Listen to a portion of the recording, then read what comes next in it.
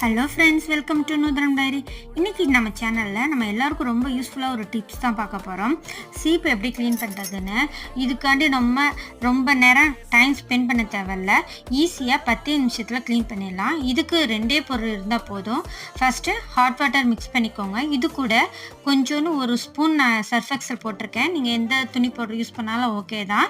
இது கூட உங்களுக்கு ட்ராண்ட்ரஃப் இருந்துச்சுன்னா கொஞ்சோன்னு ஷாம்பு, ஒரு ஆஃப் லெமனும் புழிஞ்சு விட்டுருங்க. ட்ராண்ட்ரஃப் வரவே வராது.